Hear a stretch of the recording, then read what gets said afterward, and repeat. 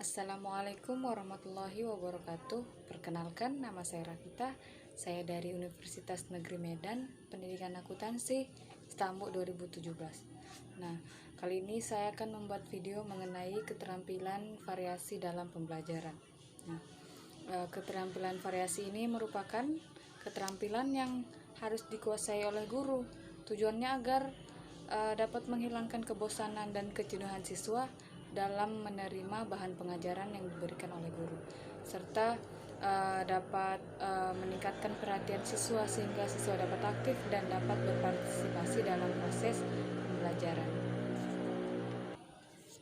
Nah, ada prinsip-prinsip yang harus kita perhatikan dalam penggunaan variasi ini. Yang pertama yaitu variasi yang kita gunakan harus relevan, artinya berhubungan antara variasi yang kita gunakan dengan mata pelajaran yang sedang kita ampuh. Kemudian yang kedua, variasi yang kita gunakan harus berkesinambungan sehingga tidak mengganggu perhatian ataupun pelajaran. Kemudian yang ketiga, variasi yang akan kita lakukan itu harus direncanakan dengan baik. Tujuannya agar antara variasi dan mata pelajaran sesuai, dimana penggunaan variasi ini harus kita cantumkan dalam rencana pelajaran ataupun satuan pelajaran. Nah, ada jenis-jenis dalam mengadakan keterampilan variasi ini. Nah, di sini ada 3 jenis. Yang pertama, variasi dalam gaya mengajar guru. Nah, dalam variasi gaya mengajar guru ini terbagi menjadi beberapa bagian lagi. Nah, yang pertama yaitu penggunaan variasi suara. Nah, penggunaan variasi suara ini di mana kita seorang guru melakukan pengubahan suara, misalnya dari keras menjadi lembut, dari tinggi menjadi rendah, dari sedih menjadi gembira, ataupun melakukan penekanan suara pada kata-kata tertentu. Nah, biasanya hal ini kita temukan saat membaca puisi. Nah, seperti itu. Kemudian yang kedua, pemusatan perhatian. Nah, dalam hal ini seorang guru ini harus mampu mengambil perhatian dari murid-muridnya. Nah, hal ini dapat dilakukan melalui 2 cara. Yang pertama disebut dengan verbal focusing. Nah, melalui verbal focusing ini kita mengambil perhatian murid-murid melalui suara kita.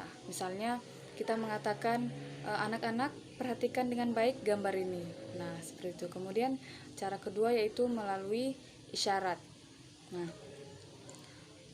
isyarat ini misalnya kita melakukan gerakan tangan menunjukkan sebuah gambar di papan tulis ataupun dinding. Nah, biasanya antara verbal focusing dengan isyarat focusing ini dilakukan secara serempak ataupun bersamaan. Misalnya kita sambil mengatakan, anak-anak perhatikan dengan baik gambar yang ada di papan tulis ini. Kemudian isyaratnya kita sementara menunjuk ke arah papan tulis ataupun ke dinding pada gambar yang kita arahkan kepada murid-murid kita. Nah, selanjutnya ada kesenyapan ataupun kebisuan. Ini adalah kesengajaan yang dilakukan oleh seorang guru yang sifatnya tiba-tiba. Nah, tujuannya ini agar perhatian dan rasa ingin tahu murid itu dapat berkembang dengan baik.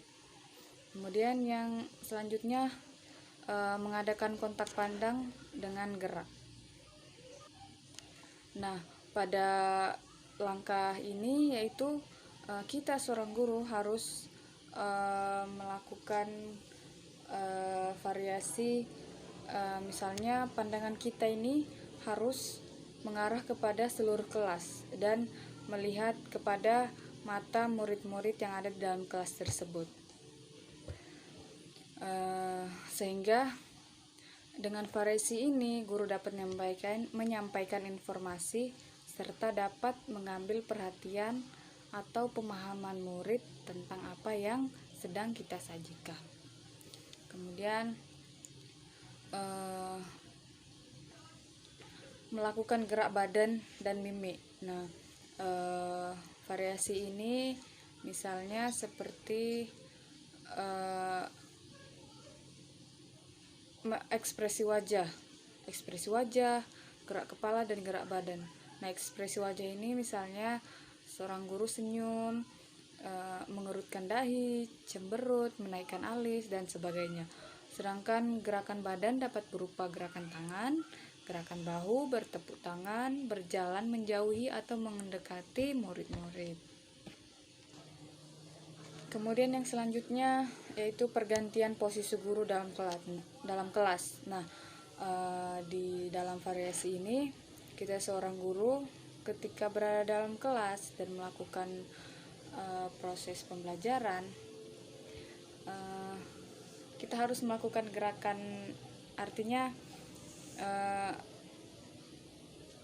tidak boleh hanya duduk saja. Nah, kita seharusnya bisa pada saat-saat tertentu berdiri saat menjelaskan, mendatangi siswa-siswanya dan sebagainya.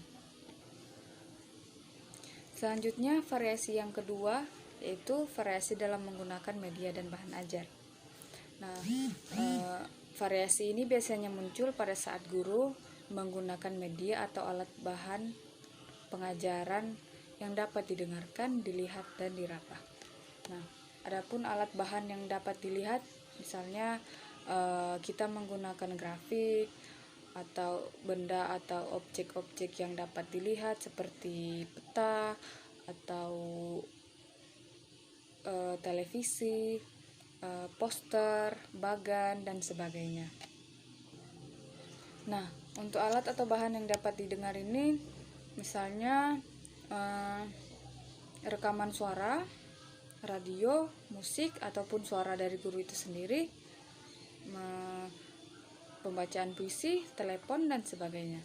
Kemudian untuk variasi alat yang dapat diraba atau disentuh, misalnya televisi, radio, proyektor yang dapat disentuh langsung oleh tangan. Selanjutnya variasi alat yang dapat dilihat, didengar, dan diraba. Misalnya dalam hal ini adalah film, televisi, radio, proyektor, dan sebagainya. Nah, adapun variasi yang ketiga yaitu variasi pola interaksi dan kegiatan murid. Nah, variasi ini menyangkut perubahan pola dan interaksi antara guru dengan murid. Nah, dengan mengubah pola interaksi, guru sendirinya akan mengubah kegiatan belajar muridnya, dan hal ini diharapkan dapat menghilangkan kebosanan, kejenuhan, dan kejenuhan yang ada dalam diri murid, serta dapat menghidupkan kembali suasana kelas yang dinamis. Mungkin demikian materi mengenai keterampilan variasi dalam mengajar.